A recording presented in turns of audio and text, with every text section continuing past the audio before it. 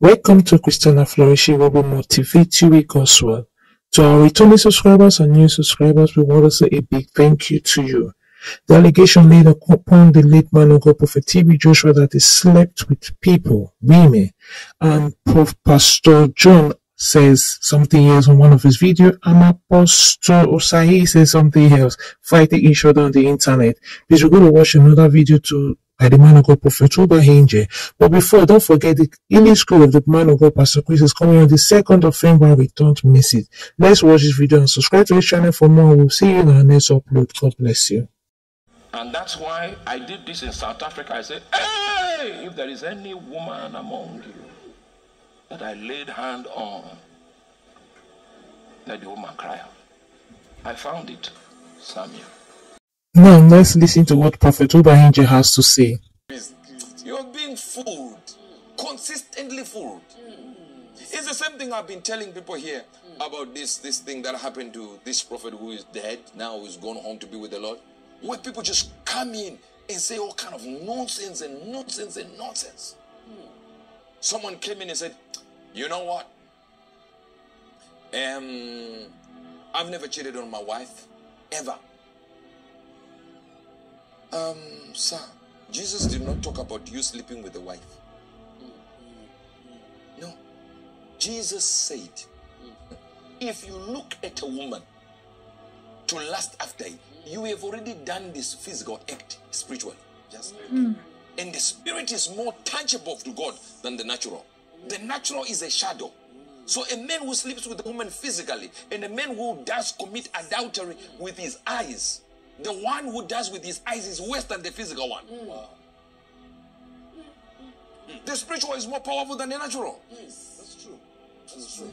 That's why Jesus said, if you so look at a woman to lust after, you commit adultery. There's no preacher on this earth who has not committed adultery. If not physically, with your eyes you did. These members in our churches are being lied to. So they will follow us thinking, I'll just be like our men of God. Then after 2 months, they realize, wait a minute. It's not working. This might be just a Superman. I'm not. No, sir. No, ma'am. No, that's why God gave grace. That's why Jesus died on the cross. He knows you can't do it. You needed Jesus, not me. Jesus. If you follow me and study me, you will fail. I'm an exam and a test you can't pass. But study Jesus, you go to heaven. You study Uebert Angel, you will fail. Because Uebert Angel fails. Do you understand this? Yes, sir. I had a problem as a man of God. Not even as just a Christian. As a man of God, as a prophet, I had a problem where I needed to stop some sin. I needed to stop some tendency. And I couldn't. And I'm like, my God, I need to do this. I need to do this. I need to do it. I need to do it. And I'll put all my power into it. And nothing. Oh, my God, what do I do? I got in front of Pastor Chris. I said, I heard that this, and people were saying this and this and this. But I don't listen to what people say. I listen to what God says about you. If God is not talking to me directly, if the Bible is not talking about you, I will not talk about it. I said, what kind of man is this that doesn't condemn me? He's just here to tell me what the scriptures are saying. He says he's only concerned about what God says about me. He says, I hear God to extend where God will tell me about you. And I will tell you if he's correcting you, where you need to go, how you need to move. God, I was free. So did it give me a license to sin? No. It gave me an empowerment to stop it. Grace is the empowerment to stop sinning. It's not a license to sin.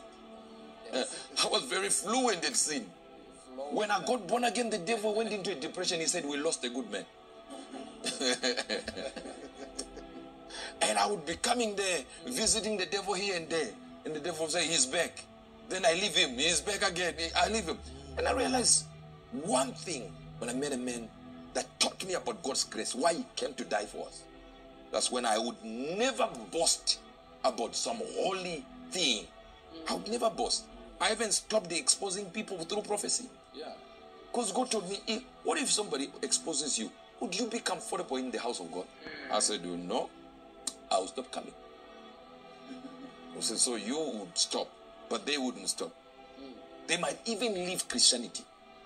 I said, okay, God, it's all right. I'll tell them in their ear and tell them the good part later on. I said, that's it. We agreed. True. Are you getting this? Let's go back to our scriptures.